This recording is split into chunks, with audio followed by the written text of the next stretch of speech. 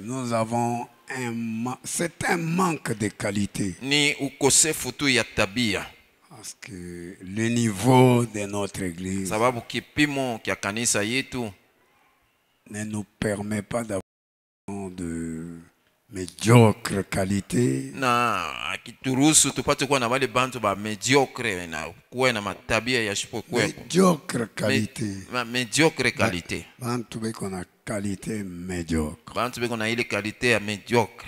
On doit voir ma femme parce que je suis Banapasha chrétien. kuona bibi yangu sababu niko Mkristo. Je ne dois pas être assis là seul. Siwezi kuwa mwenye kuikala pale mimi moya. Ma femme, elle est où? C'est qu'elle Bibi fait, yangu iko on ne wapi? sait pas où Kenye elle est. kunafanya On ne eko sait pas. wapi Elle atuyue. cherche ses propres intérêts. Eko natafuta mafaida yake mwenyewe. Finalement, c'est une maison en quoi? Sasa ile mwisho ya biote ni nyumba kunini? Une véritable maison Nyumba ya kweli va dans la même direction. iko nenda yote mungambo moya. Elle est dans l'unité. Iko katika Je vais umoja. vous lire cette citation-là tout à l'heure. Tamisomea ile andiko sasa hivi. Lisons l'écriture Tunasoma andiko parce que je voudrais parler de l'ordre dans le sanctuaire. sababu mnapenda nisemee yule ya utaratibu ndani ya hekalu. Oui.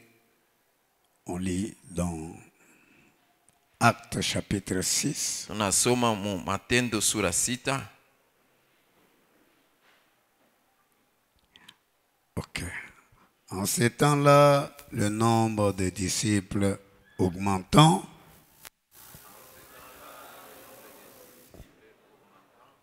les hellénistes murmurèrent contre les Hébreux parce que leurs veuves étaient négligées dans la distribution qui se faisait chaque jour. Les 12 convoquèrent la multitude des disciples et dirent: il n'est pas convenable que nous laissions la parole de Dieu pour servir aux tables.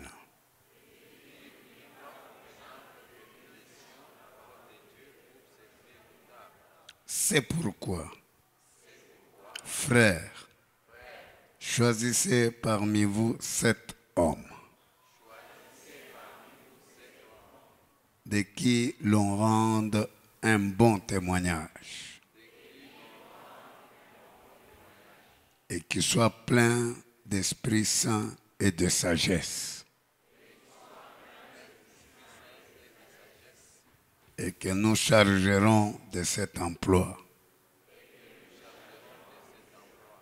Et nous continuerons à nous appliquer à la prière et au ministère de la parole.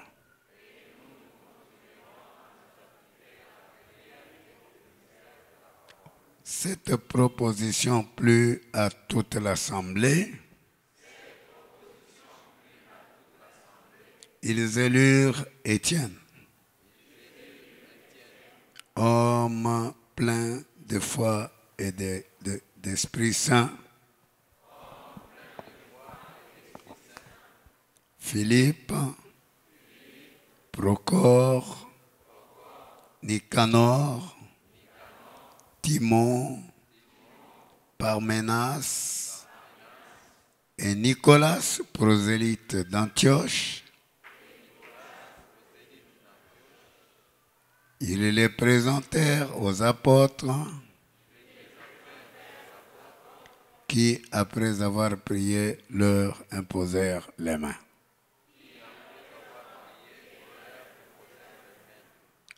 Amen. Que Dieu bénisse la lecture de sa parole. Amina. Mungu abariki usomi wa neno lake. C'est simplement une petite exhortation. Iko tu ni usubutisho moya kidogo. Je voudrais parler de l'ordre dans le sanctuaire. Napenda niseme yule ya utaratibu ndani ya hekalu. C'est-à-dire quand nous venons ici dans l'église. Ni kusema wakati tunakuya hapa mukanisa.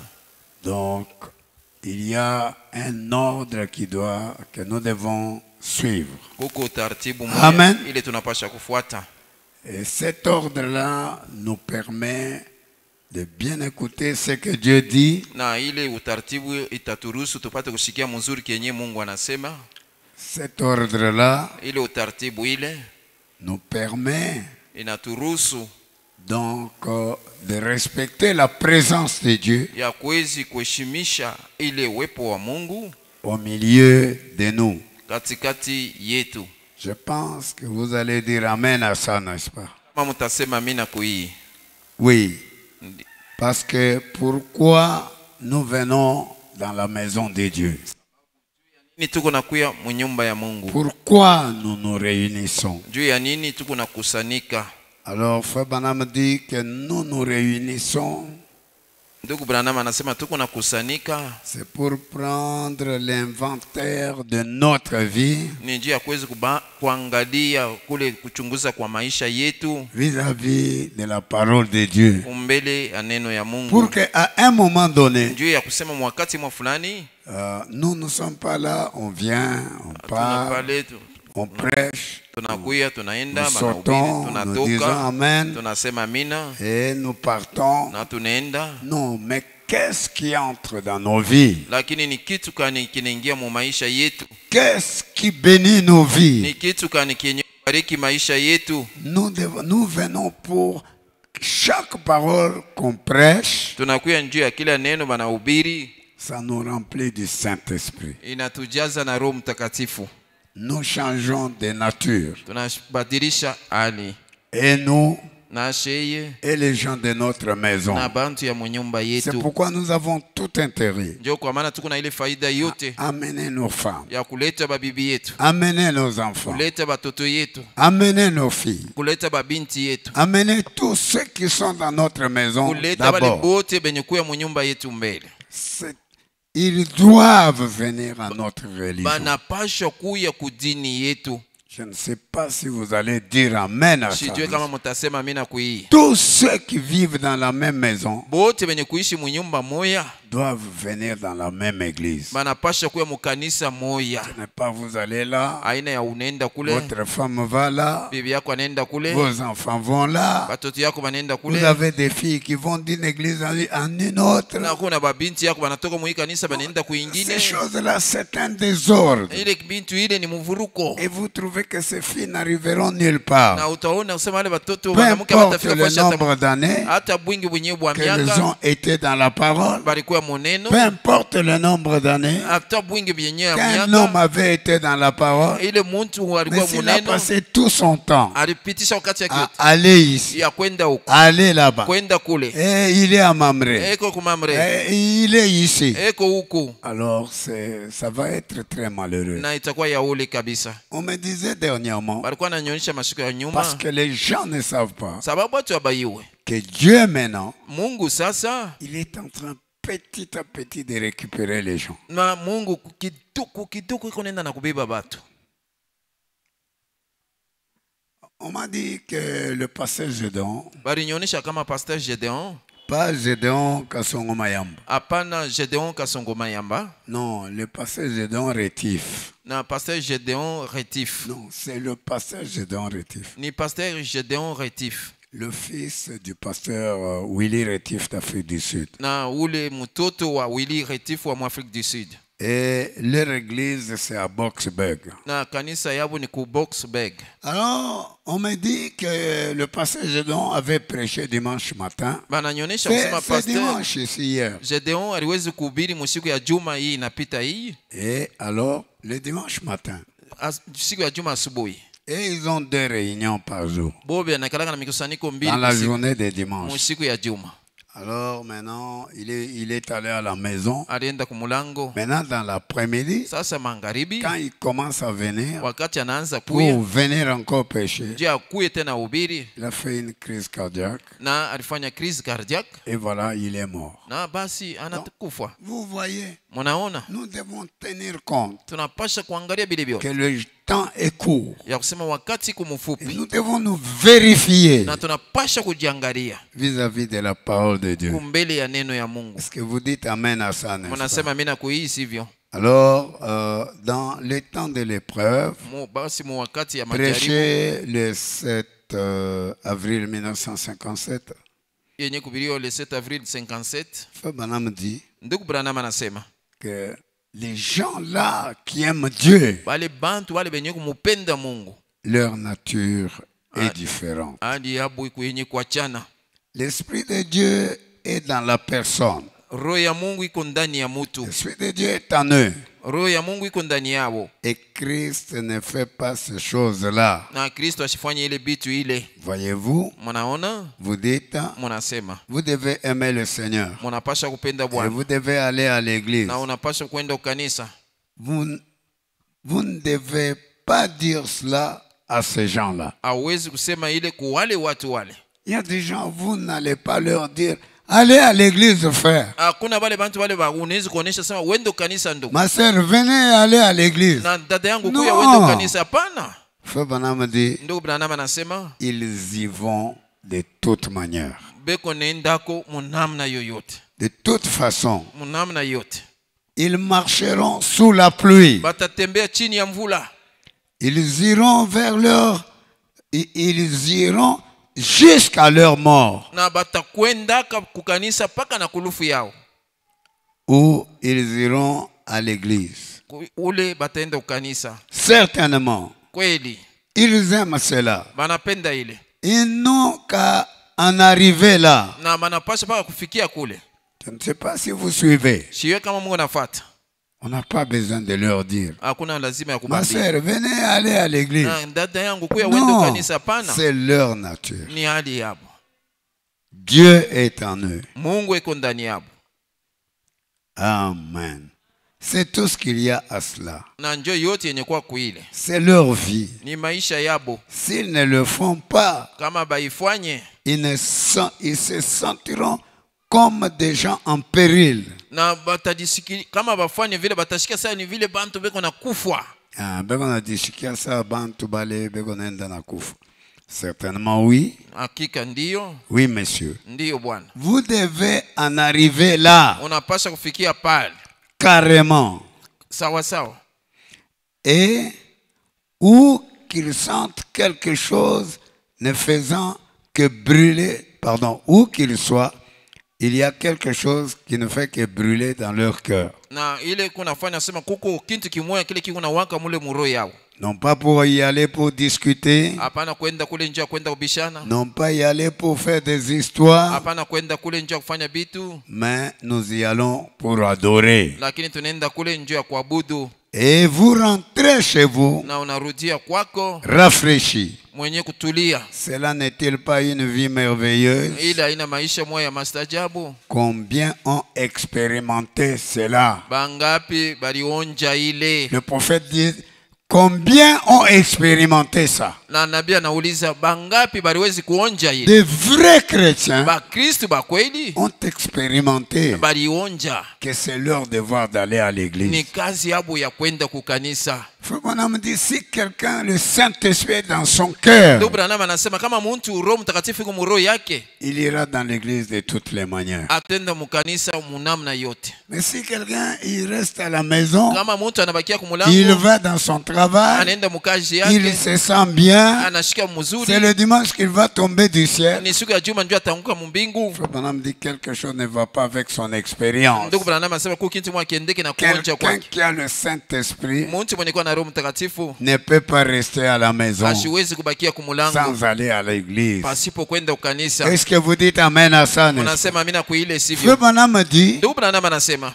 il dit, quelqu'un ne peut pas rester à la maison anasema mtu asiwezi kubakia kumulango et devenir tout aussi un bon chrétien que s'il était allé à l'église. na kuya tena Mkristo moya mwema kabisa sawa tu vile anaanza kwenda ukanisa. Non, non, non, non, non, non. Hapana. On est chrétien Uko Mkristo quand on va à la communion, wakati unaenda kushirika, quand on écoute la parole. wakati unashikia neno, La parole vous exhorte. neno inakuonya, La parole là vous montre les choses que vous devez faire. neno ile inakuonesha ile vitu unapasha Si kufanya. vous êtes malade, Kama kumgonjwa elle vous guérit. inakutunza. Alors là, c'est la parole. Pale ni neno. Un chrétien a besoin de la parole. Na Mkristo kuna lazima na neno. C'est la nourriture de votre cœur. Ndio chakula ya roho yako. Si quelqu'un ne mange pas, Kama mtu il ashikurie devient quoi, chorcoré? atakuwa na kwashi.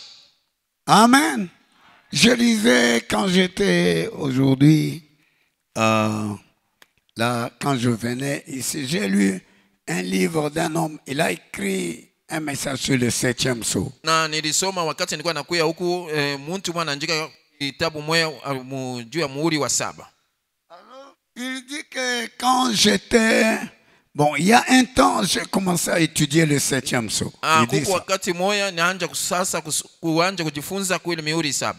Mais à un moment donné, lakini wakati mwa fulani j'avais lu le livre d'un homme. Nilisomanga kitabu ya mtu moja. Lui, il parlait sur la parousie. Na yeye alikuwa iko nasemea yulu ya parousie. Il disait des choses que moi je n'avais jamais écouté. Alikuwa iko nasema mabitu vile mishi ashikia. Alors je me suis dit que je suis en retard. Na basi nikasema nilishakuwa nyuma. J'ai commencé à réexaminer mimi naanza tena kuangalia manengine mon expérience, kuonja kwangu, mes notes sur le 7e sceau. Yule ya muri wa 7. Et j'ai trouvé que mes notes étaient complètement déclassées. Ndio nasema ile makaratasi yangu kabisa ilikuwa yenye kuweka Pourquoi? pembeni. Il faut aller écouter cette personne là. Sababu inapaswa kwenda kusikia ule mtu. Peut-être que ce qu'il apporte saa ingine ile analeta est différent de ce que vous connaissez. Na iko yenye kuachana na ile unaiua. Alors en ce moment-là, vous allez abandonner toutes ces vieilleries là. Na kisha kwa ile wakati utaacha yote vya zamani vile kwa watu qui ont des connaissances des années 80. Benye kwa na ile ufahamu ya miaka 80. Non, c'est déjà passé. Hapana, binisha kupita. La parole a vraiment avancé. Neno ilisha kwenda mbele kabisa. J'étais en train de lire le livre que Frère Kabamba avait traduit. Na nilikuwa nasoma ile kitabu Kabamba aliwezi kugeuza les années avant. Miaka mbele. Vous sentez que ce livre-là n'est pas une bonne traduction. Na unasikiliza kusema ile kitabu haina kugeuza kama kuzuri. Quand vous le comparez à la traduction de la parole dans ces jours ici. Na wakati unaifananisha na neno muhimu wa siku hii. Je dis mais alors c'est pas une bonne traduction.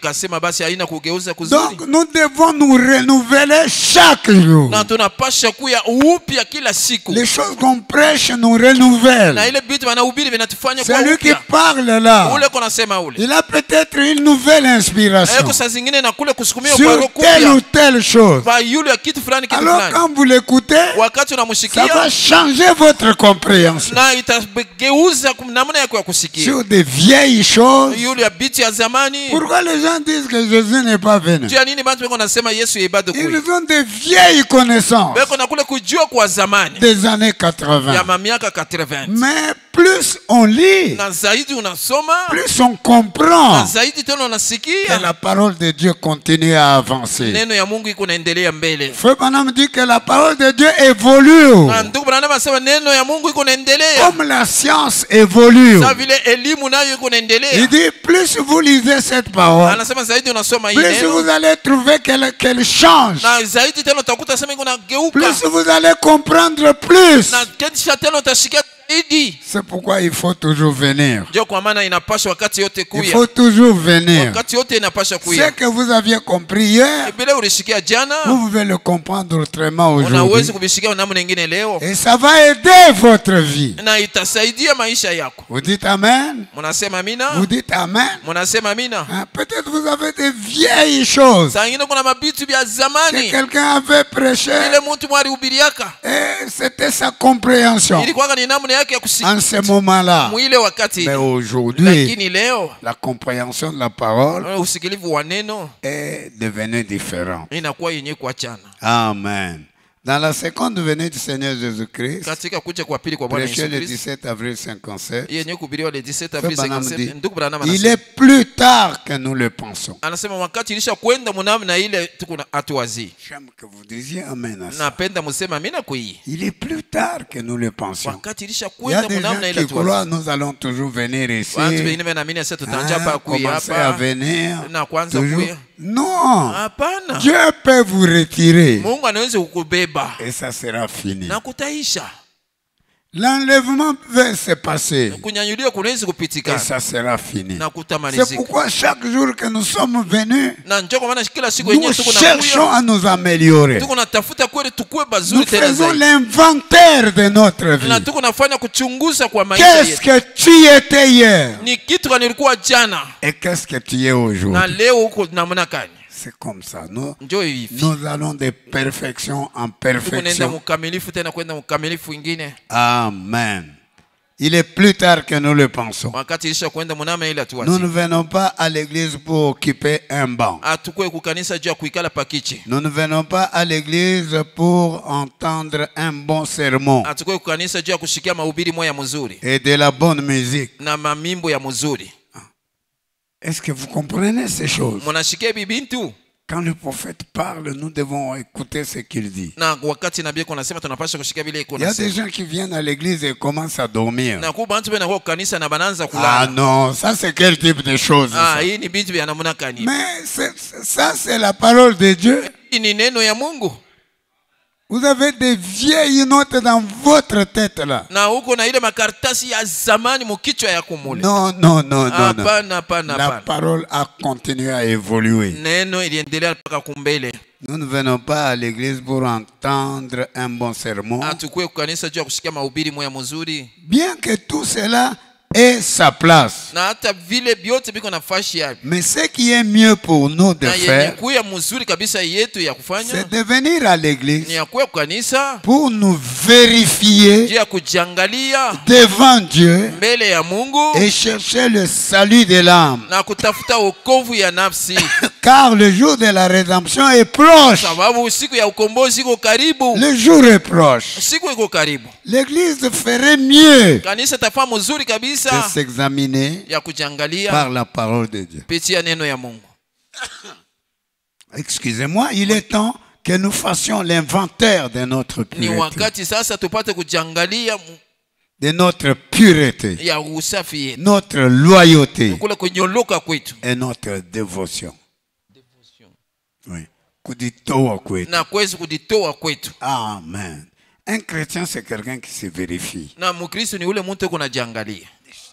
Est-ce que réellement je suis dans la vérité? Kabisa kabisa niko katika ukweli. Est-ce que je ne commets pas erreur quelque part? Na nsifanye niko nkosa fashi mwa fulani. Donc nous venons pour vérifier notre pureté. Tuko na kuya ni juu ya kuangalia usafi yetu. Il faut que nous soyons purs. Inapasha tukue safi. Il faut que nous soyons loyaux. Inapasha tukue benye kunyoloka. Il faut que nous soyons encore dévoués. Na inapasha pale tukue benye kujitoa. Ça va nous permettre d'aller au ciel. Itaturuhusu kwenda kumbingu. Amen. Amen. Amen. Oui, mes amis. Ndiyo Nous barafiki ne yangu. pouvons pas être dans l'église Hatuwezi kuwa mkanisa pour nous asseoir simplement. juu ya kuikala tu. Non, nous devons nous vérifier. Hapana, tunapasha kujiangalia. Est-ce que Christ est entré dans mon cœur? Kweli Kristo ni mwenye kuingia muro yangu? Quelle est la quantité de foi que j'ai? Ni bwingi kani ya imani niko nayo? Quelle est la quantité de puissance que j'ai? Ni bwingi kani ya uwezo yenyewe niko nayo? C'est seulement les autres Ni paka tu qui bengine doivent prier pour les malades. benye wanapasha kuombea Et bagonjwa. moi, je ne ferai rien. Na mimi sitafanya kitu. Non, il faut que Dieu m'aide, Inapasha Mungu que anisaidie. je puisse travailler pour Nipate lui. ni kutumika juu yake. Le Saint-Esprit, Roho Mtakatifu c'est un esprit de service. ni roho ya kazi. Si quelqu'un dit que j'ai le Kama Saint-Esprit mtu anasema niko na et Roho il ne Mtakatifu fait rien, na asifanye kitu, alors là, il n'en a pas. basi pale ana naye. C'est un esprit de service. Ni roho ya Quand kazi. vous l'avez, Wakati uko ça vous nayo permet de le servir. na iko na kuruhusu kumutumikia. Alors, l'Esprit parle dans le prophète, le Na roho iko message. nasema ndani ya nabii ujumbe Prêché le 8 mars yenye 1960, kuhubiriwa le 8 mars 1963 paragraphe 5. Nous tata- 60. makumi Le sita. 8 mars 1960, Le 8 mars 1960 paragraphe 5. nukta yake 5. Vous me suivez? Munanifuata? Tout homme devrait avoir une église à la maison. Na muntu yote anapasha kuwa na kanisa moya kumulango. Non, il a mal traduit. Aligeuza mbaya. Chaque personne Kila doit mtu avoir une église qui est sa maison. na kila mtu anapasha kuwa na kanisa moya yenye kuwa nyumba yake. Cette église-là, c'est sa maison. Ile kanisa ile ni nyumba yake. C'est là-bas où il doit aller. Njo kule anapasha kwenda. Est-ce que vous dites Amen à ça? Mnasema mimi nakuhii sivyo? Oui. Avançons, vous allez voir. tusonge mbele Tout mutaona. homme devrait avoir une église qui est sa Huyu maison. mtu anapaswa kuwa na kanisa moja yenye kwa nyumba yake. Vous devez avoir une place où vous adorez. Unapaswa kuwa nafasi moja kule huku na budu. Il ne faut pas tout simplement flotter des poutres au poteau. Haipashwe tu ya unakwenda huku kisha unaenda tena kule. Qui a compris ça? Nani anasikia hii? Demain, je suis chez Mamré. Kesho niko kumamre. Demain, je suis à Rouge-Gauche. Kesho kuta niko ku Rouge Gorge. Demain, je suis allé à Rehoboth. Kesho ndienda ku Rehoboth. Demain, je suis à Sichem. Na kesho kuta tena J'ai ku vu Sichem. des gens comme ça. Niliona batu ya hivi. Alors, vous voyez qu'une personne comme ça n'est nulle part. Unaona basi mtu wa hivi ana fashi hata moja. Parce que quand vous allez là-bas à Mamré, Wakati unaenda kule kumamre, et ils enseignent sur le Saint-Esprit. bo beko nafundisha yule ya Roho Mtakatifu. Vous arrivez à Fellowship, Unafika ku fellowship, ils enseignent sur la pluie de la première et de l'arrière-saison. beko nafundisha yule ya mvula ya kwanza na ya pili. Vous arrivez, je ne sais pas où, Unafika sijui wapi, ils prêchent sur la nouvelle naissance. beko nahubiri yule ya kuzalika kupya. Finalement, vous retenez quoi? Mwisho ya biote utabamba Mais nini? quand quelqu'un est dans son église, Wakati mtu yuko mkanisa on yake, avait prêché sur ceci, bali hubiri yule on ya vient, on hiki, prêche encore sur banakuya ceci. tena banahubiri On yule ya hiki. ajoute. Beko naongeza Amen. À votre âme. ku nafsi yako. Donc, les gens qui ont des enfants comme ça, Bantu benye kwa na batoto ba hivi. non, non, non. Hapana, hapana. Un père, Baba, une mère, mama, il a une fille comme ça. eko na binti wa hivi. Demain, elle est là-bas. Kesho eko kule. Demain, elle est là-bas. Kesho kutwa eko huku. Demain, elle est là-bas. Kesho kutwa tena eko Mais kule. finalement, Mwisho ya ça veut biote dire quoi? inapenda kusema nini? Alors, vous ne devez pas flotter de poutre au poteau, Basi hauwezi kuwa huku kesho tena huko kule, mais ayez un endroit où vous allez à l'église. na upate kuwa nafasi moja kule huko naenda kukanisa. À l'église. Vous devez avoir un endroit où vous payez vos dîmes Unapaswa kuwa nafasi moja kule kunalipa machekumi yako, et dont vous supportez la cause. na pale huko unafushimamia mambo yote ya ile pale. Faites votre choix. Chakula. Mais alors ne cessez pas votre communion avec l'autre homme pour la seule raison qu'il n'appartient pas à votre groupe. Na pale haipashe kutengana na mtu mwingine sababu yeye ana wa mkunji yenu. Discernez son esprit. Ufafanua roho yake. Voyez s'il a le même but que vous Angalia kama iko na kifukuzio kimwa na wewe dans son cœur. mu roho yake. Alors, Basi vous pouvez communier l'un avec l'autre.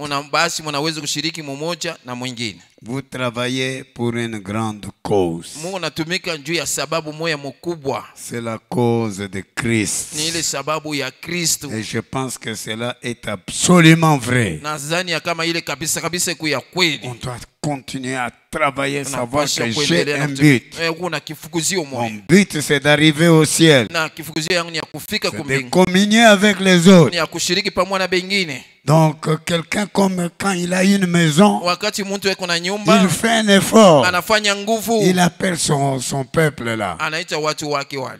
Les gens de sa maison. Bantu ya nyumba yake. Non, non, venez, on va prier. Hapana, mukuyeni tutaomba. Donc, vous voyez, la Unaona parole de Dieu, si ça, neno ya Mungu on inasema avait hivi. prêché comme ça. Barihubiri La hivi. Bible dit ça. Biblia inasema hivi. Et il amène ses enfants Anapeleka à watoto yake une seule pensée. kwa wazo moya. Mais la femme, c'est elle qui est allée là-bas au Bibi ni Bel-Air, yeye ndio alienda dans kumbelele des kule. groupes qui ont les dons Mimi là-bas. kunkunje nilikuwa na Non, bipaji non, kule. moi je vais là-bas. Hapana, mimi naenda kule. Je crois que ça, c'est pas bon. Ça. Nadhani kama hii haina Non, mzuri. non, pasteur, je suis allé là parce que là-bas, c'est une église qui est tout près. Na hapana, pastor, ndienda kule sababu ni kanisa moja iko karibu. Toutes les églises ne vont pas être tout près de la maison. Na kanisa yote haitakuwa paka karibu na nyumba. Donc, l'église est là où elle est. Kanisa kufashi ile iko. Il y a des gens qui me faisaient 2000 km pour venir écouter un seul sermon prononcé par Frère Branham. Na kuko bantu wananja kutoka ku 2000 km juu ya kwa kushikia mahubiri ile ndugu Branham alikuwa Frère analeta. Branham dit, ils veulent avoir la vie. Anasema ndugu Branham banapenda bapate uzima. Ils veulent avoir la vie. Banapenda bapate Ils uzima. veulent écouter chaque parole qui est prononcée. Banapenda bashike kila neno yenye kutangaziwa. Est-ce que vous dites amen à ça? Munasema amina kuishi. Ils veulent écouter chaque parole que Dieu prononce. Na banapenda bashike kila neno Mungu Cette anatangaza. parole-là leur donne la vie. Na ile neno iko na bapatia Mais uzima. si vous êtes là, Kama uko hapa, donc vous n'écoutez rien, aushike kitu, il n'y a rien qui entre dans votre hakuna cœur. kitu kinaingia mule ndani Vous allez yako. vous retrouver Utakutaniwa dans un vide. mu utupu. Oui. Je vais lire encore une autre citation. Tasoma tena andiko ingine C'est hapa. ce jour-là au Calvaire. Ni ile siku ile ku Kalvari. Prêché le 26 septembre 1960. Yenye kuhubiriwa le 26 septembre 1960. Il dit, je crois qu'il fut dit une fois, Tanzania iliweza kusemewa wakati moja. j'étais dans la joie Nilikuwa katika furaha lorsqu'on me disait, allons dans la maison du Seigneur. wakati walikuwa wananionyesha twendeni mnyumba ya Bwana. C'est un privilège Ni fadhili et une joie na ni furaha pour un chrétien juu ya Mkristo d'aller à la maison du ya Seigneur. kwenda mnyumba ya Bwana. Est-ce que j'ai quelqu'un qui peut dire Kwa amen kuna à mtu ça? anaweza kusema amina kui. C'est un privilège. Ni bahati. C'est une joie. Ni furaha. Quand nous prêchons là, Wakati nahubiri hapa. les démons s'éloignent de vous. Mademo nenda mbali na wewe. Les puissances du diable Ile mawezo ya s'enfuient. shetani nenda Les mbali. maladies s'enfuient. Magonjwa yanakimbia. Est-ce que vous dites amen à ça? n'est-ce pas? Unasema amina kuile sivyo? Quand nous prêchons là, Wakati tunahubiri hapa. c'est le sang que nous sommes en train de vous Ni asperger. damu ile tuko na mimimia. C'est l'aspersion du sang. Niko mimia kwa damu. Feu Banamadi. Ndugu Branham Feu alisema. Banamadi. Ndugu Branham Feu alisema. Banamadi. Ndugu Branham alisema. C'est l'eau de séparation. Ni mai ya utenganisho. Ça vous sépare des péchés. Inakutenganisha na zambi. Ça vous sépare des démons. Inakutenganisha na mademo. Si vous êtes entré là Kama et uliingia qu'un démon se tenait à côté de na vous, demo moja alikuwa on pembeni commence yako. à lire la parole, Anaanza kusoma il neno. va s'enfuir. Atakimbia. C'est l'ange qu'on envoie. Ni malaika ule wanatuma. Amen. Quand on dit Feu Banamadi, Wakati wanasema ndugu Branham on alisema. commence à lire. Wanaanza kusoma. Le sang de Jésus est aspergé. Damu ya Yesu nyenye Le kumimia. diable ne peut pas se tenir là. Shetani hasiwezi kusimama pale. Il va s'enfuir. Atakimbia.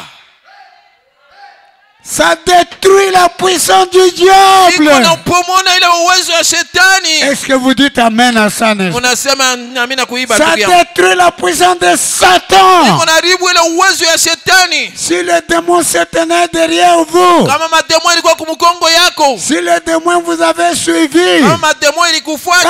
quand on commence à lire Feu Wakati Banam, wanaanza kusoma ndugu Branham. l'ange part d'ici Na malaika anatoka hapa. avec une épée. Na mupanga. C'est l'épée du roi. Mupanga ya mfalme. Et il va le trancher. Na pale tamukata. Amen.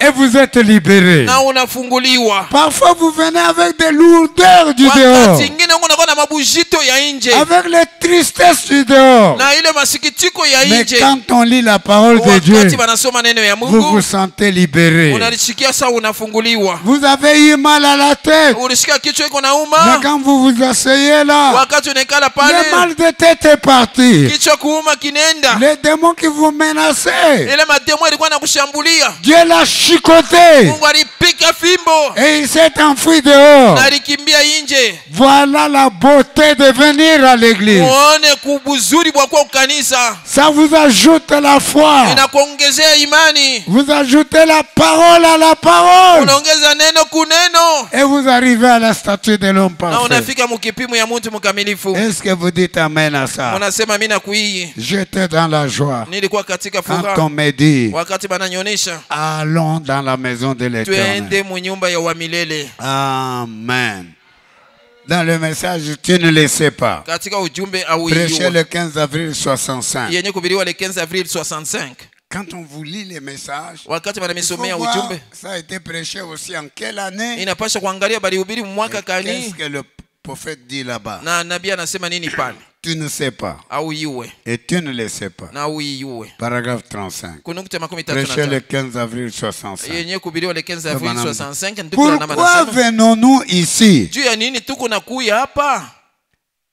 Que sommes-nous en train de faire? tuko mkufanya nini? Venons-nous ici pour jouer un jeu? Tuko nakuya hapa njia kucheza mchezo moya? Venons-nous ici pour nous réunir en tant qu'une loge? Na tunakuya hapa kusanyika sawa vile kibandauri? Christ ne peut pas venir en tant que l'église n'est pas parfaitement correcte. Na Kristo asiwezi wakati ile kanisa haina kabisa. Il nous attend. Anatuchunga.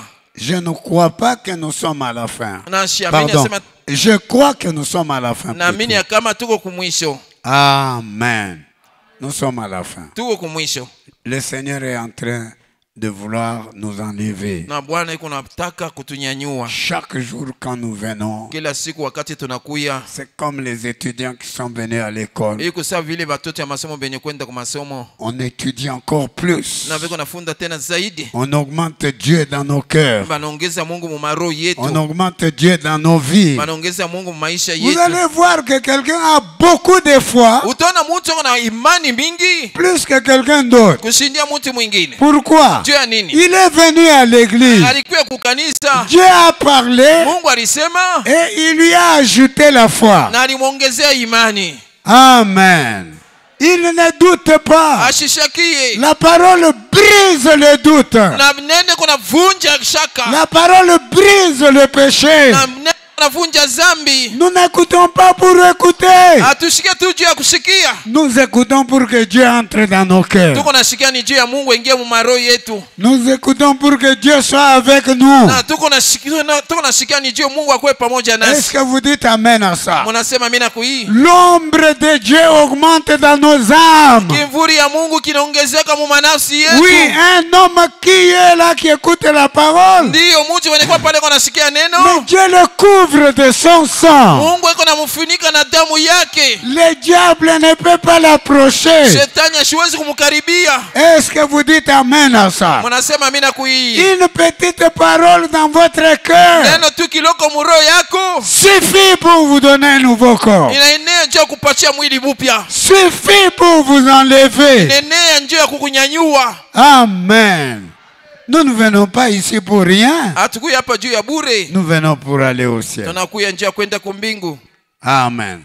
Reconnaissez votre jour et son message. Prêché le 26 juillet 1964. Paragraphe 18. Et rappelez-vous simplement, si le temps s'avance, nous n'allons pas avoir ces privilèges un long moment. Kama wakati inaendelea huku mbele, hatutakuya na hii chance tuko nayo wakati mrefu hapana ya kuécouter parole de Dieu. Vous voyez? Rappelez-vous, quelque chose se produira. Vous voyez? Cela a toujours été ainsi. Vous voyez? Quelque chose se produira. Ainsi, apprécions chaque minute où nous nous trouvons réunis ensemble. Soit l'État nous arrêtera, soit chacun commencera à rester chez lui. C'est là que nous allons. À un moment donné, le coronavirus a démontré qu'on va nous fermer un jour. Chacun a commencé à rester chez lui, avec la bouche fermée, avec les mains et toutes ces choses. Mais les gens qui s'absentaient, j'ai vu qu'ils commençaient à venir à l'église. Aujourd'hui, ils ont recommencé la même chose. Ils laissent les chaises vides. Mais ils ne savent pas que Dieu peut faire plus. Et vous restez enfermés dehors. Est-ce que vous dites amen à ça? Donc, comment puis-je vaincre? Prêché le 25 août 1963. Paragraphe 35. Maintenant, tandis que nous étudions ceci, mon but en est, est ceci. Ce n'est pas tout simplement de venir ici pour communier avec vous, Haina tu ya kuya hapa kushiriki pamoja na mweye, car j'aime faire cela. kwani napenda kufanya hili. Mais si j'avais une occasion de le faire, Kama nilikuwa na ile bahati ya kuifanya, je viendrai chez vous à la maison takuya kwako kumulango, pour vous serrer la main je kulamukia et kumkono causer avec na vous, kusumbulia na weye m'asseoir, na kuikaa prendre le dîner avec vous na kuweza kubeba chakula ya midini pamoja na et weye nous asseoir dehors à l'ombre d'un arbre na kuikala inje mukimvuri ya muchi moya et causer na kusumbulia et communier na kushiriki pour un moment. juu ya wakati moya. Mais lorsque nous venons ici, Lakini wakati tunakuya nous hapa, sommes ici pour un but. tuko hapa juu ya kifukuzio moya, Nous sommes ici pour un but tuko hapa juu ya kifukuzio moya bien précis. nenye kwa kabisa kabisa kifukuzio. Ceci est la maison de la correction. Hii ni nyumba ya kunyolosha. C'est ici le trône. Hapa njo kinyewe kiti ya enzi, C'est ici le trône. hapa njo kiti C'est le nyewe trône de Dieu. ni kiti ya Mungu, Et le jugement sort de la maison de Dieu. na hukumu iko natokea mu nyumba ya Mungu. Amen. Et c'est ici que nous venons ensemble. Na ni hapa tuko nakuya bote pamoja, Nous assemblant dans l'amour mutuel comme les chrétiens peuvent aimer. na tumenye kusanika katika ile mapendo ile tunakalaka nayo wakati yote. Mais Sawa vile ici dedans, lakini humu ndani, lakini humu ndani nous sommes sous la conduite du Saint-Esprit. tuko chini ya uongozi ya Roho Mtakatifu. Amen. Le Saint-Esprit se trouve au milieu de nous Roho Mtakatifu iko katikati yetu, et nous sommes ici dans le but tuko hapa de mukifukuzio faire des comptes parmi nous. na ya kuweza kuchangalia katikati yetu Non, kufanya makonte na kuweza kufanya makonte na maro yetu ile. na maroho yetu. Est-ce que ce que j'ai fait là n'était pas mauvais? Kile nilifanya kila Est-ce kiungo que kibaya, cette manière-là n'est pas mauvaise? ile namna ile haina ya Est-ce que mubaya, ma manière de parler n'est pas namna mauvaise? yangu ya kusema haina Est-ce que mubaya, ma manière de me comporter? namna yangu ya Je kutenda. suis la mère des gens. Niko mama wa Mais watu, regarde comment je parle. lakini naangalia namna gani Regarde wanasema, comment je fais. angalia namna niko Je nafanya. suis le père des gens. Niko baba wa watu, Regarde comment je suis angalia négligent. namna kani niko Ma mwenye femme ne vient pas. bibi yangu Mais ashikui. non, c'est son problème. Hapana, ni mambo yake. Le salut est individuel. Wokovu ni ya mtu palwake. Ah bon? Mais pourquoi Oui. vous avez été placés ensemble? Na juu ya nini? Pourquoi vous êtes ensemble? Na juu ya nini mwe bote Mungu fashi moyo? Non, c'est nous devons nous exhorter les uns les autres. Tunapasha kujionya wamoja na Je wengine. dois dire à ma femme chérie, Pasha kuambia bibi on yangu, doit aller à l'église. tunapasha kwenda kukanisa. Hein? Pas des gens là, leurs femmes restent à la maison. Hapana, bale batu ba bibi yao wanabakia Ou kula. leur mari, ça Au ne babwana leur yabo. dit rien. Abiboneshe kitu. Non, non, non, Hapana, hapana, Donc, hapana. tu ne l'aimes même pas. Ni kusema umupende hata Un kumupenda. jour, elle sera en train d'aller en enfer. Siku mwatakuwa iko nenda Parce que mwampe. comme nous allons comme ça, Sasa hivi tuko naenda hivi. un jour, ça sera terminé. Siku mwe Vous la kutamalizika. voyez endormie là-bas. Unamwona mwenye kulala C'est pale. fini. Elle est allée où? Na kunaisha anaenda wapi? Elle est allée en enfer. Anaenda mwamfer. Elle ne va pas aller au ciel parce que... Asitaenda kumbingu sababu. Et alors, tu auras tort. Pale utakuwa na nkosa. Amen. Mais pendant que... Mon âme dit qu'un vrai père Na ndugu Branham anasema baba wa kweli ne peut pas voir son enfant asiwezi kuona en mtoto train yake d'aller devant un véhicule. eko naenda kumbele ya Et motoka puis, lui, il le laisse. na kisha ye baba anamwacha. Ah. Et puis, le véhicule va tamponner l'enfant là. Kisha motoka ile takonga ule mtoto ule Et il est mort. na anakufa.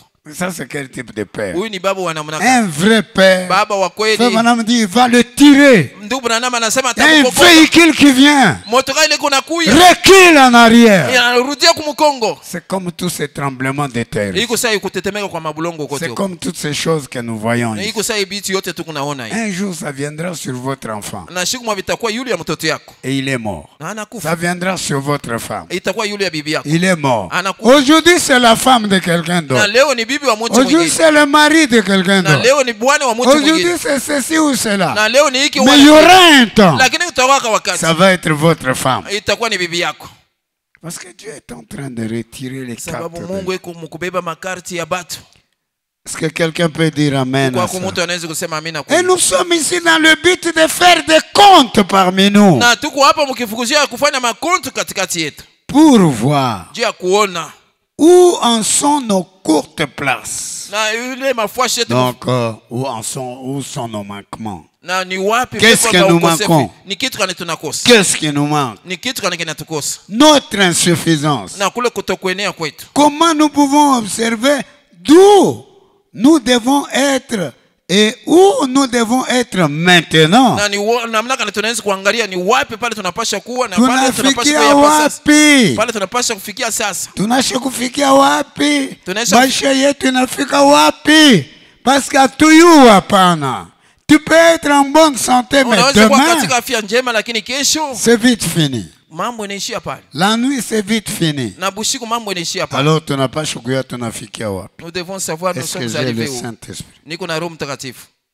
Est-ce que mes mensonges, Mabongo yangu les kabwabwa, na kusema bien sema kwangu kusema, bile bintu biote, est-ce que c'est parti? na vile bintu Le bilisha mauvais kutoka cœur, wa roho le mubaya, tribalisme, mambo ya makabila, les histoires de la politique. mambo ya politiki Est-ce que c'est sorti de ta vie? bilisha kutoka maisha yako, Tu regardes quelqu'un en fonction de ta tribu. na huko naangalia mtu kufuatana na kabila yako. Alors, tu n'es nulle part. Hauna fashi hata Un moja. jour, Siku tu moja vas te retrouver en train de t'enfoncer. na utajikutaniwa Dans pale les kuna puits de vitumbukizo l'enfer. mwili mashimu ya mwamfer. Comment nous pouvons observer d'où nous devons nous diriger? Ni wapi kule tunapaswa C'est kujiangalia, ni wapi kule cela que tunapaswa nous kujiongoza. étudions. Na njoo pale Les tunafunza. ministres étudient. Na mtumishi yuko nafunza. Bas ministre, Batumishi. ces places-là Ile fashi ile pour leur peuple. juu ya watu wao. Lorsqu'ils voient le peuple, Wakati wanaona watu leurs défauts, makosa yabo, alors basi ils commencent par là. wanaanzia pale. Qui peut dire amen à ça? Nani anaweza kusema amina kuii? Un vrai ministre, Mtumishi wa kweli il voit les défauts. eko naona makosa. Nous sommes arrivés où? Tunafikia wapi? Qu'est-ce que nous devons faire? Kitu gani tunapasha kufanya? Amen. La véritable beauté, Buzuri bwa kweli ce n'est pas la beauté extérieure, haina buzuri bwa nje, c'est la beauté dans l'âme. ni buzuri ndani ya nafsi. Amen. Paragraphe 195, toujours, comment puis-je vaincre? Frère Branham dit que c'est une grande chose de connaître simplement qu'il est au milieu de nous. Ni kitu moja kikubwa kabisa juu ya kuweza kujua kusema eko katikati yetu. Mungu yuko katikati yetu.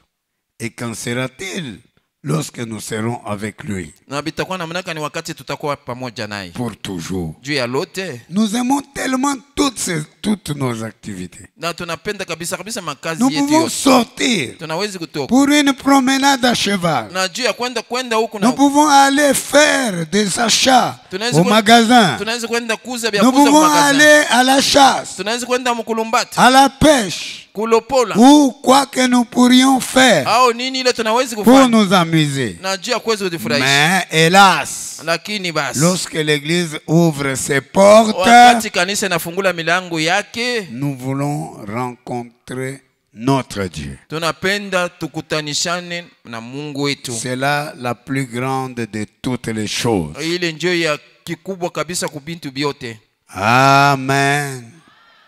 Les choses que tu nous as promises. Bitu bile ulitulaka. Et pour toujours être avec le Seigneur, Na njoo ya kuya wakati yote na Bwana, nous asseoir avec lui kuikala pamoja naye sur son trône kwa kiti kyake et être avec lui toujours. na kuya naye wakati yote. Je crois que vous avez bien compris, n'est-ce pas? Nadhani mnashikia mzuri, sivyo? Oui, debout dans la brèche. Prêché le 23 juin 1963, paragraphe 12, Frère Branham dit, ce qui fait l'église, Kenye kufanya kanisa ce n'est pas le bâtiment, haina majengo, c'est le peuple qui s'assemble là-dedans ni watu wenyewe kujikusanisha mule ndani pour adorer Dieu. juu ya kuabudu Mungu. Nous sommes reconnaissants Tuko na shukurani pour ces choses. juu ya hivi vitu. Qui peut dire amen à ça? Nani anaweza kusema mimi na kui? Ce qui fait la beauté d'une église, Kenye kufanya buzuri wa kanisa c'est la qualité des fidèles. ni ile matabia ya waaminifu. Vous savez pourquoi nous échouons? Mnajua jeni tuko nashindwa? Parce que les gens ne prennent pas du temps pour se mettre dans la présence de Dieu. Sababu bantu abawe wakati jia kwenda kumbele ya Mungu. Sinon tu n'as pas beaucoup de foi. Na kwa bule una na imani mingi. Non, non, non, non. Hapana, hapana, hapana. Quelqu'un qui ne vient pas à l'église, Muntu ula shikuye kukanisa. hein, qui n'écoute pas la parole, Ashishikie neno. il n'a pas de foi. Ana na imani. Parce que la Bible dit, Sababu Biblia inasema la foi vient de ce qu'on entend, imani kunatokea kuile unashikia ce qu'on entend de la parole de Dieu. yenye unashikia kuneno ya Mungu. La foi ne vient même pas de ce qu'on lit. Na imani haitokea hata kubyenye manasoma. La foi vient de ce qu'on entend. Imani kunatokea kuile unashikia Ce qu'on entend de la parole de yenye Dieu. unashikia kuneno ya Mungu. Amen. Tu entends comment Dieu avait guéri quelqu'un d'autre. Unashikia namna gani Mungu alitunza mtu mwingine. Ça augmente ta foi. Inaongeza imani yako. Tu entends comment William Branham Unashikia namna gani William Branham avait créé les écureuils. aliumbaka tubunji. Ça augmente la foi. Inaongeza imani. Mais si tu n'entends pas ça, Kama ushikie hii, non, tu n'auras pas la foi. hapana utakuwa na imani. Vous voyez? Mnaona? J'ai vu. Niliona. J'ai vu un homme avait... Oui, c'était un pasteur de l'Ikasi. Niliona mtu mmoja ni pasteur wa Kulikasi. Et nous étions allés avec Papa Martin Na shetu tuliendaka pamoja na Papa Martin et Chimanga Bene. na Chimanga Ben huyu. Le docteur Gentil nous avait appelé parce que c'était l'un de ces pasteurs. Na Dr. Gentil alituitaka sababu ilikuwa mmoja wa pastori wake. Mais il était devenu fou. Lakini alikuwa kama jimu. Alors le docteur m'a dit, allons. Daktari atuambia sasa tuende. Pasteur, est-ce que vous ne pouvez pas venir prier Pasteur pour notre hawezi pasteur? kuya kuombea pasteur wetu. Mimi nasema nzuri. Nous allons le faire. Tutafanya hili. Moi, j'ai prié Papa Martin Mimi ndibeba Papa Martin et Chimanga Bene. na Chimanga Ben huyu. Et nous sommes partis. Na tulienda. C'était à Sainte Bernadette, donc à la Kenya. Na ilikuwa kule ku Sainte Bernadette ya Mkenya. Là-bas, à la Kenya. Mkenya mule. Quand nous arrivons, Wakati tunafika, non, il était devenu vraiment violent. na kabisa alikuwa wa mambo ya nguvu. Donc, j'ai dit à Papa Martin, Naambia Papa Martin, donc tenez-vous plus proche de moi ici. wewe simama tu karibu na mimi hapa. Et on avance. Tunasonga mbele. Alors, il y avait un autre ancien de l'une de nos églises. Kulikuwa mzee mmoja wa mmoja wa makanisa yetu, Il n'a pas pu se tenir là. ashikuwezi kusimama pale. Il a vite fait de s'éloigner. Alienda mbio tu mbali. Non, j'ai dit à Papa Martin, Naambia Papa Martin, si nous avons peur, kama shetu kuna boka, alors cet homme ne sera pas guéri. huyu mtu C'est ashitatunzia. le pasteur Moussungu qui est ici. Ni pasteur Musungu huyu. Et le docteur Gentil connaissent. Na Dr. Gentil anayua hili. Ben ici, tu m'as dit ça. Na Ben huyu anayua hili. Il connaissait Ben. Alimfamia aka Ben. Mais quand il commençait à foudroyer, Wakati anaanza kufanya, allez Ben, ale Ben. c'était terrible. Na ilikuwa Il venait nyajabu. de battre les infirmiers. Alitokea kupiga ba infirmier. J'ai dit à Papa Martin, il n'y aura rien. Nasema Papa Martin hakutakuwa kitu. Nous avons Dieu ici. Hapa tu tuko na Mungu hapa tuiko. Donc sa femme ne pouvait même pas le toucher comme ça. Bibi yake ashikuwezi hata J'ai kumugusa. dit, Papa Martin, nous sommes venus ici pour chasser ces démons. Na Papa Martin tuko benye kuya hapa juu ya kufukusha hii mademo. Et ça, j'ai déjà fait plusieurs fois. Ile ndisha kufanya mara mingi. Alors, je lui dis, bonjour pasteur. Namwambia yambo pasteur. Il dit bonjour. Anasema yambo. Il dit, nous sommes venus pour prier pour vous. Tunakuya kuombea. Il dit, quoi? Anasema nini? Je dis, priez pour vous. Kuomba juu yako. Mettez-vous à genoux. Twanga magoti. Nous allons prier pour vous. Tutakuombea. Parce que tout ce que nous écoutons, ça nous donne du courage. Sababu byote tuko nashika hivi biko natupatia ile Ça udari. nous donne de la puissance. Biko natupatia uwezo. C'est pour que nous puissions faire face aux maladies. Ni juu tushindane na magonjwa. Que nous puissions faire face au péché. Tushindane na zambi. Ça fait entrer Dieu en vous. Biko naingisha Mungu ndani yako. Une petite parole comme ça Neno kidogo hivi peut mettre beaucoup de Dieu dans votre inaweza cœur. kuweka Mungu mingi mu roho yako. Est-ce que vous dites amen à ça? Unasema mimi nakuii. Alors nous nous sommes approchés. Tunakaribia. Je lui dis, mettez-vous à genoux. Nasema tuanga magoti. Il me dit, on ne se met à genoux que devant Dieu. Ananionyesha sema maana tuanga magoti ni paka mbele ya Mungu. Je dis oui. Mimi nasema ndio.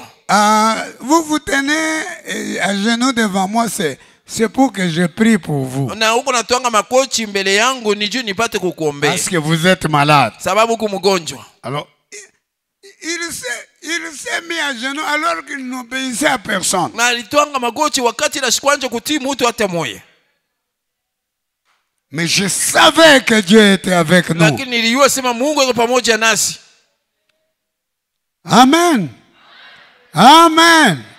La foi vient de ce qu'on entend. Imani kunatokea kuilo na ce que je vous dis ici. Vous pouvez trouver un frère devient malade. Vous allez utiliser cette foi-là. Et les démons vont s'enfuir.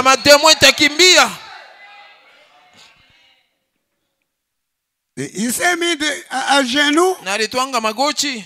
Alors je dis, je vais prier pour vous. Non,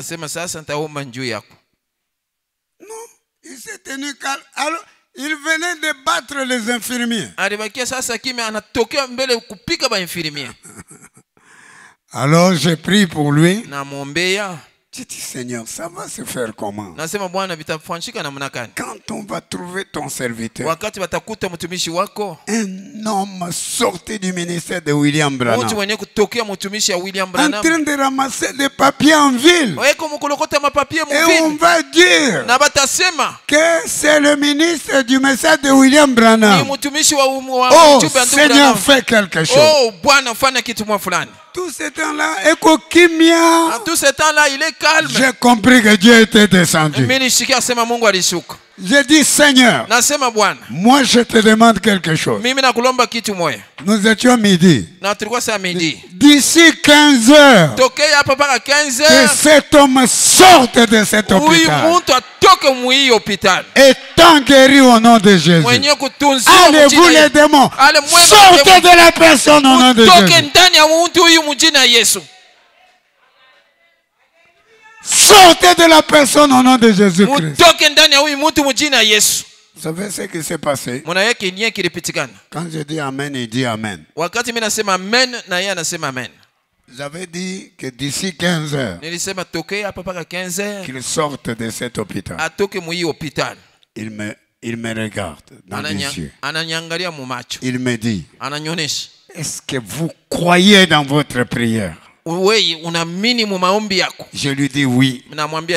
J'ai adressé ma prière pour que je puisse croire dans cette prière. Je crois dans la prière.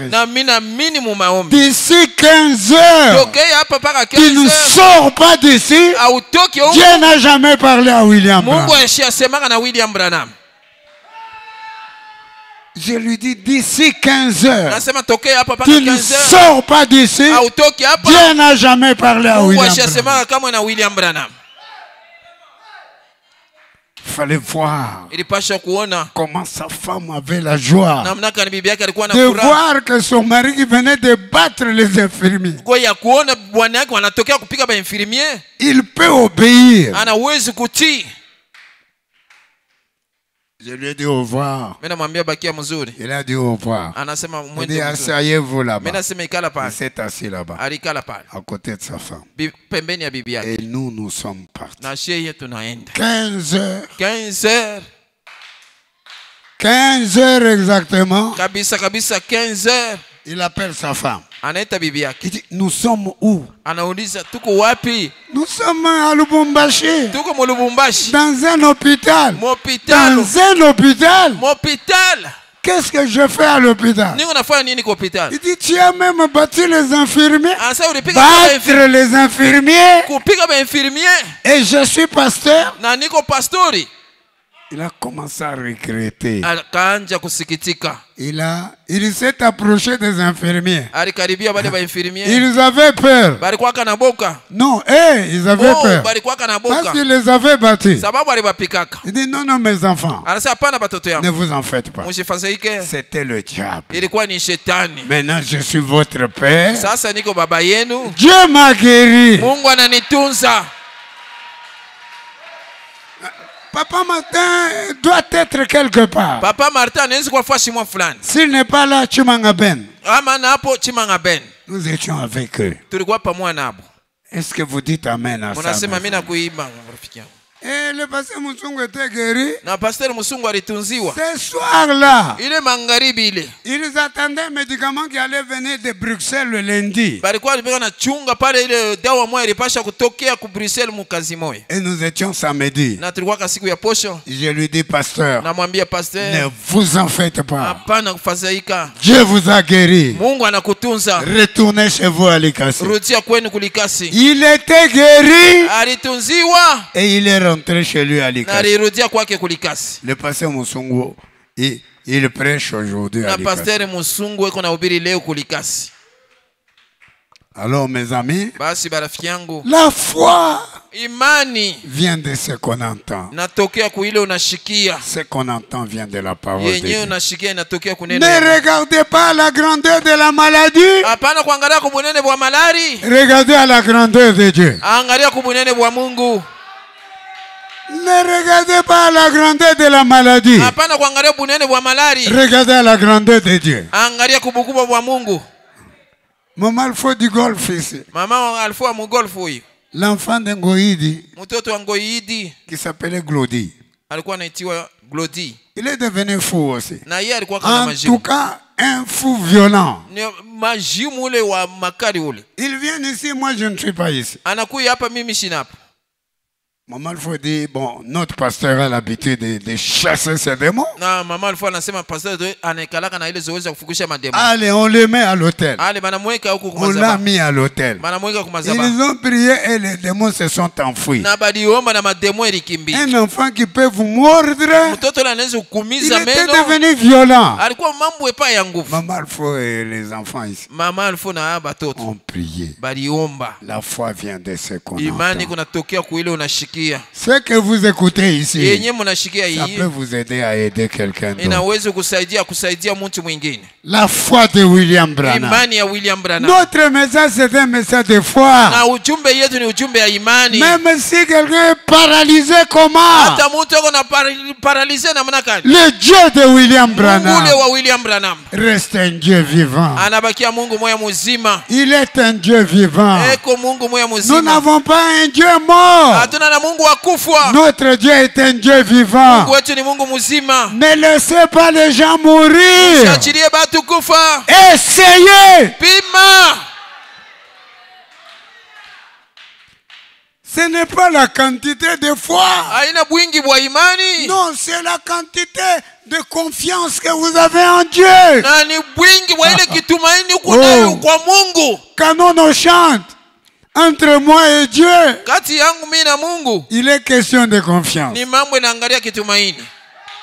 Hein? Entre vous et Dieu, Kati yako wewe na Mungu c'est question de confiance. ni mambo ya kitumaini. Nous n'allons pas au ciel Atuende kumbingu dans l'enlèvement kunyanyuliwa parce que nous sababu shei sommes purs, tuko safi, nous sommes saints. tuko watakatifu. Non, Hapana, par la foi, kwa imani, par la foi. kwa imani. Frère Branham me dit, Ndugu Branham anasema, même si je dis hata nasema qu'à Jeffersonville, kule ku il Jeffersonville n'y aura personne, hakutakuwa mtu, continuez à dire, endelea na kusema moi je serai un à Jeffersonville. mimi nitakuwa ule mmoja ku Jeffersonville. Frère Branham, on lui demande, Ndugu Branham anamuuliza, il parle de la prédestination eko nasema et de l'élection. eko nasema kutangulia kutayarishiwa na Frère kuchaguliwa. Branham, vous, comment vous savez que vous êtes un élu? Na ndugu Branham wewe namna gani unajua sema kumchaguliwa? Frère Branham, Ndugu Branham, comment vous savez que vous êtes un élu? namna gani wewe unajua sema kumchaguliwa? Je me mets là-dedans moi-même. Na asema mimi mwenyewe mimi najiweka kule Je me pembeni. mets là parmi les élus là. Na mimi najiweka na mimi katikati ya wachaguliwa. Moi-même, je Mimi me mets mwenyewe là-bas. na mimi naliweka pale. J'ai dit que je suis un élu. Mimi nasema mimi niko Alors mchaguliwa. je suis un élu. Basi niko mchaguliwa. Est-ce que vous avez compris hein, Unasikia? cette formule de la foi que je vous disais? Na hii namna ya imani nilikuwa namionyesha. Amen. Dans le message, être rempli de l'esprit. Na katika ujumbe kuya mwenye kujaziwa na Roho na Roho. Vous pouvez rester ici à l'hôtel. Ndugu Branham anasema unaweza kubakia huku kwa madhabahu. Priez. Kuomba. Confessez vos péchés. Kutubu mazambi yako. Repentir. Kuna kutubu. Du matin jusqu'au soir. Tokea asubuhi mpaka magharibi. Et faire une semaine ici. Na kufanya juma mzima hapa. Si vous ne croyez pas, kama uamini, vous n'aurez pas ce que vous avez demandé. Au tapata kenye ulilomba. Il dit il faut croire. Anasema inapasha kuamini.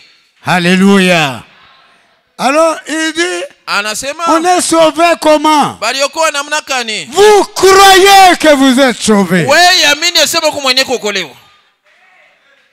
Vous confessez que vous êtes sauvé. Wewe sema huko mwenye kuokolewa. Est-ce que vous dites amen à ça? Mnasema amina kwa ile. Vous vous asseyez parmi les sauvés. Unekala katikati ya benye kuokolewa. Est-ce que vous dites amen à ça? Mnasema amina kwa ile. Vous croyez d'abord que vous êtes sauvés. Wewe amini mbele sema huko mwenye kuokolewa. Vous parlez et vous dites je suis sauvé. Na wewe sema huko mwenye kuokolewa. Vous vous associez à ceux qui sont sauvés. Unekala pamoja na benye kuokolewa bali.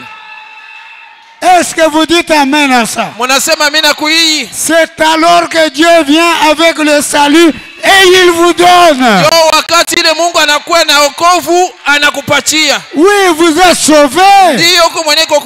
Beaucoup de gens manquent les choses parce qu'ils ont peur.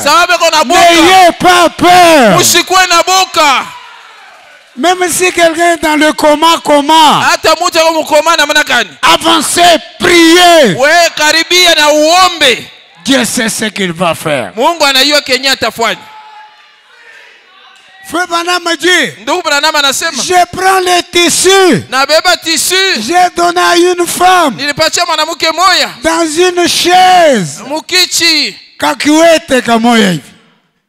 Alors, quelques jours après, cette femme-là, nous sommes dans un monde spirituel. Le message est spirituel.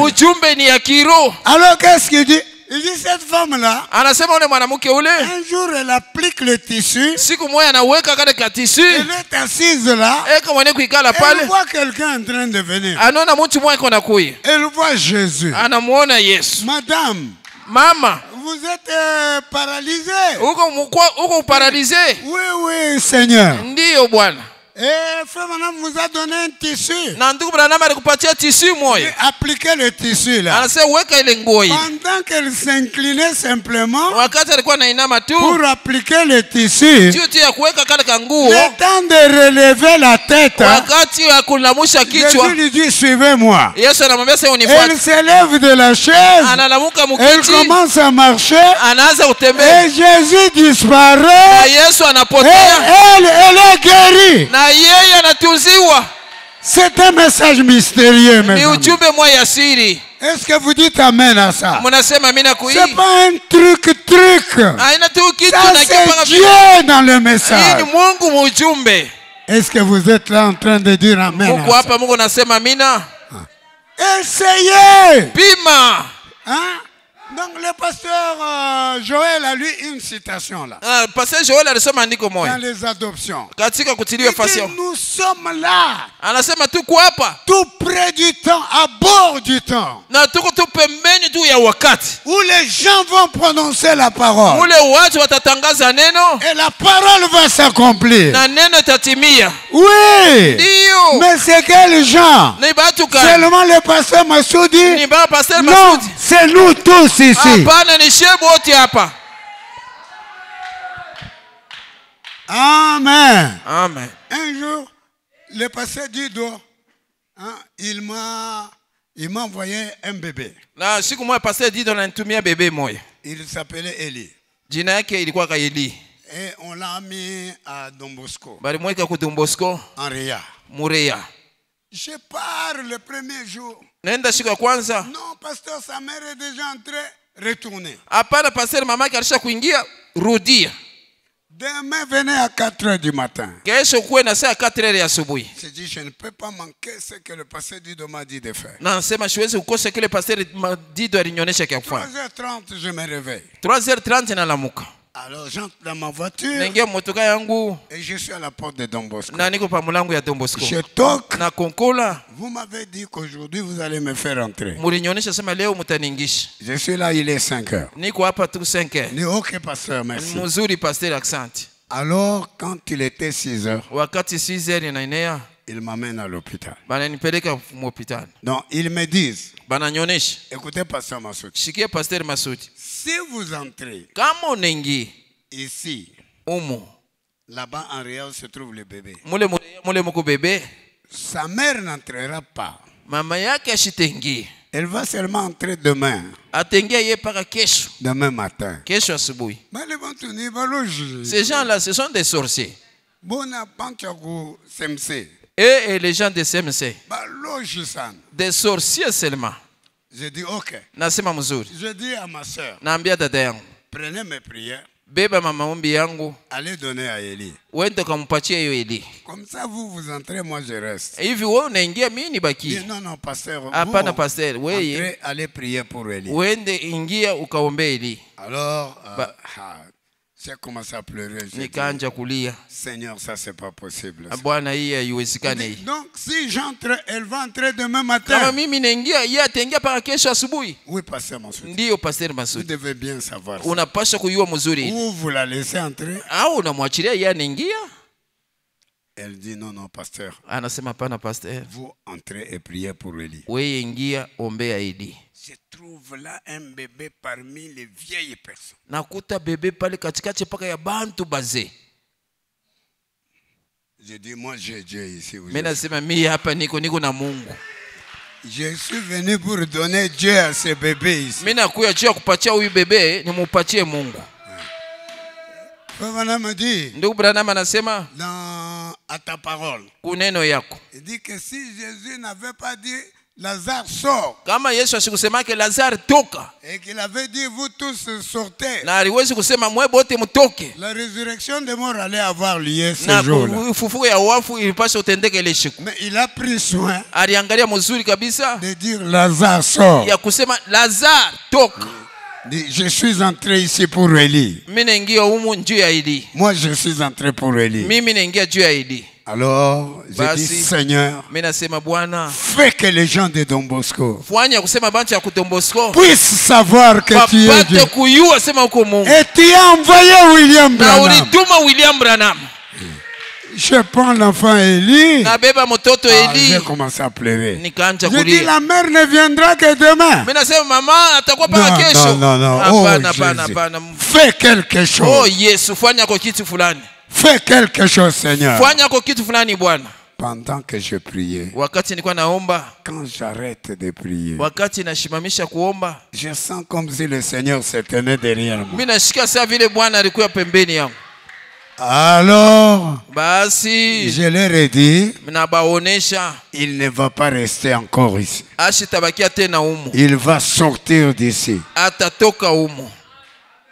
Alors, Basi le médecin vient, il était 6 heures. munganga anakuwa alikuwa 6 Quand heures. le docteur vient, Wakati daktari il dit, mais anakuja, cet enfant est guéri. anasema huyu mtoto ni mwenye Allez, kutunziwa. il va dans la salle. Aliende musala. Et il était allé dans la salle. Na alienda musala. Oh, mes amis, Oh, nous avons Dieu. tuko na Mungu. Notre Dieu Mungu est wetu plus grand que tous les dieux. eko mkubwa kushindia miungu yote. C'est nous qui hésitons. Nishenje tuko na Nous shakia. tâtonnons. Tuko na papasa. Non. Hapana, hapana. Nous avons Dieu. Tuko na Mungu. Alors, quand nous tâtonnons, Tuko na papasa. nous avons Dieu. Tuko na Mungu. Est-ce que vous dites Amen à ça? Mnasema mimi nakuii. Je vous avais dit un jour à Tumbwe, nous sommes dans des campagnes. Nilionyesha siku moja kutumbwe tuko mu kampanye. Un enfant, on amène un mouchoir, on nous dit, Un enfant est en train de mourir à 45 km. Banatuletea mshwari mmoja anasema mtoto mmoja anakufa 45 km. Passez Massoudi où? Pasteur Masudi yako wapi? J'ai dit je suis ici. Mimi nasema imi huyu. Il dit un enfant est en train de mourir à Mtoto 45 mmoja km. anakufa kule ku 45 km. Il dit amenez les petits mouchoirs là. Mimi nasema mulete mshwari ile ya kiloko. On va prier. Tutaomba. Nous prions. Tunaomba. Ils arrivent là. Manafika kule. Le bébé la mère. Bébé ule anakufa. Ils prennent le bébé. Banabeba ule bébé. Ils l'amènent Banamuleta. là où nous avions la campagne. Pale tulikuwa na campagne. J'étais assis derrière le prédicateur. Nilikuwa mwenye kuikala kwa mkongo ya mhubiri. On vient m'appeler. Banakuwa kuniita. Pasteur Freddy. Pasteur Freddy. Cet enfant qui est ici. Huyu mtoto mwenye kuwa hapa. Il est mort. Ni mwenye kufa. On lui a couvert de cet essuie-main là sur la tête. Bali mfunika ile essuie-main kwa kichwa. Il est mort. Mwenye kufa. Vous êtes le seul ici qui connaissait qu'il est mort. Wewe ukutuwe moyo njoo na yeye asema eko mwenye kufa. J'ai dit oui, oui, madame. Mimi nasema ndio mama. Asseyez-vous au dernier banc. Wewe kala kumkubaya ya mwisho. Attendez qu'on termine de prêcher. Mwa uchunge batu baishe kubiri. C'était Kalubiampo qui prêchait. Ilikuwa Kalubiampo nje alikuwa na dans tous les bâtiments, il n'y avait que moi qui savais qu'il y a un enfant mort là-bas. Nyumba mzima mule ni paka mimi ndio ndio asema ku mtoto mwa akufa kule. Ah, j'ai dit Seigneur, aujourd'hui qu'est-ce qui va se passer? Mimi nasema leo Bwana ni mambo kanitapitikana. Na la prédication s'est terminée. Vous savez comment Dieu fait les choses? La prédication est allée très vite. Et elle s'est terminée. Je m'approche pour prier. Je prie. Je fais un appel. Amenez tous les malades ici. Moi, je savais qu'il y avait un enfant malade qui était mort. C'est la mère de l'enfant qui vient la première. Ici, Dieu nous met à l'épreuve. Il veut voir si nous avons la foi ou pas. Dieu,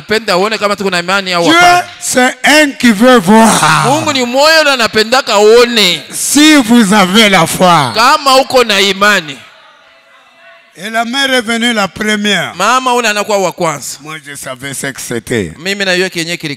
Alors, nous avons commencé à prier. J'ai dit au pasteur Léon. Voyez cet enfant. Il est mort. Alors, et le pasteur Léon et moi, nous avons commencé à prier pour cet enfant-là. Je sens quelqu'un qui vient derrière. Qui me dit, vous avez écrit dans votre livre que si Dieu est là, les morts vont ressusciter. Je regarde derrière, je ne vois personne. Je regarde devant, l'enfant est mort. J'ai compris que Dieu voulait que cet enfant-là puisse ressusciter. J'ai dit au pasteur Léon, Dieu a dit qu'il va ressusciter. Et quand nous imposons encore les mains à cet enfant, il commence à faire les mains comme ça. Oh, j'ai dit, oh, le Seigneur notre Dieu. Le Dieu de William Branham. Nous te disons merci. Et merci encore. Et il était ressuscité. Ces citations, Dieu est dans ces citations. Quand vous voyez les gens, ils ne guérissent pas, ils n'obtiennent rien, c'est parce qu'ils ne veulent pas croire. Ils sont en train de douter. Mettez-vous debout. Mettons-nous debout. Ces paroles de William Branham. Jésus a dit, mes paroles sont esprit et vie.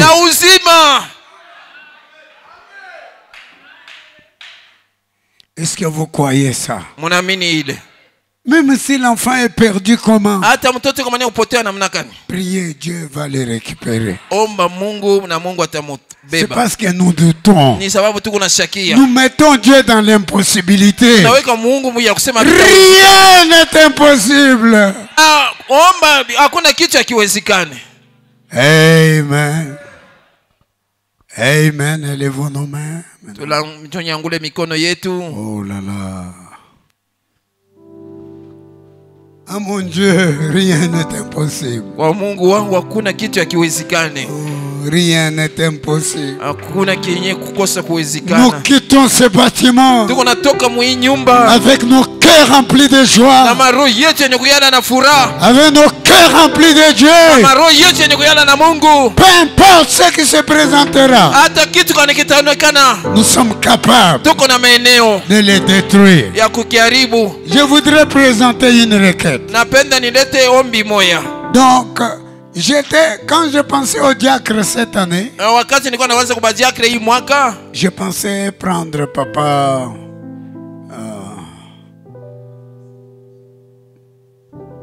Papa Roger Kambaji. niliwaza kubeba Papa Roger Kambaji. Je pensais le prendre. Niliwaza kumubeba. Mais quand nous sommes allés prier pour Maman Alfo et sa fille, Wakati tulienda kuombea Mama Alfo na binti il a wake, senti comme quelque chose qui fait dans sa tête, tac, alishika saa kitu kimoja kinafaa mkichwa yake mule tak, et il a eu des douleurs. na alipata maumivu. Quand il retourne à la maison, Wakati anarudia kumulango, on calcule la tension, manaangalia tension 19. 19. Oh là là. Oh là là. Mais Papa Kambaji, c'est quelqu'un qui ne se plaint pas des maladies. Na Papa Kambazi ni mtu la shidi akili yake mambo ya malali. Et il est resté fort. Alibakia tu na nguvu. Mais alors, nous voulons prier pour lui. Tunapenda tuombe kwa juu yake, Parce que Dieu reste Dieu. sababu Mungu anabakia Mungu. Il est Jéhovah des miracles. Eko Yehova wa miujiza. Il est Jéhovah des miracles. Eko Yehova wa Prions le miujiza. Seigneur Tuombeni Bwana. pendant les quelques minutes qui vont Muma suivre. miniti kidogo yenyewe inafuata. Souvenons-nous de maman, de papa Roger Kambaji. Tumukumbuke Papa Roger Kambaji. Oh, prions pour lui. Tuombeni njuu yake Dans le nom de Jésus. mujina ya Yesu. Oh Seigneur Dieu bien-aimé. Nous avons pensé à cet homme comme diacre. Et regardez le diable comment il a frappé. Et il est monté à une tension de 19. Et tu es Dieu au nom de Jésus. Oh Dieu bien-aimé. Si quelqu'un est malade, c'est Papa Kambaji qui va le voir. Papa Kambaji va à la Rocher. Papa Kambaji va au Bel Air. Papa Kambaji va très loin. Oh Dieu! Ne peux-tu pas le toucher? Pour que les démons le quittent. Allez, toi, le démon d'hypertension. Allez, quittez ces hommes au nom de Jésus. Au nom de Jésus-Christ. Oh Dieu bien-aimé, Créateur du ciel et de la terre, nous prions et nous te glorifions. Nous élevons nos mains vers toi. Bénis, oh Dieu, ton serviteur. Accorde-le au nom de Jésus-Christ. Peu importe ce que ça a été, Seigneur Dieu, daigne faire que ce soit faux et que ça puisse le quitter. Oh Dieu, nous prions au nom de Jésus. Nous prions au nom de Jésus-Christ. Jéhovah Shalom, Jéhovah Nissi. Oh Dieu, le grand Jéhovah Dieu, le roi de rois, le Seigneur de seigneurs. Oh Dieu bien-aimé, accorde-le Seigneur, dans le nom de Jésus, dans le nom de Jésus-Christ, notre Sauveur, nous prions ainsi. Oh Dieu, Amen.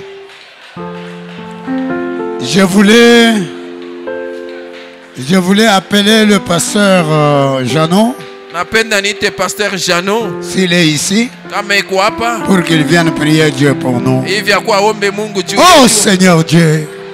Alléluia. Oh Seigneur.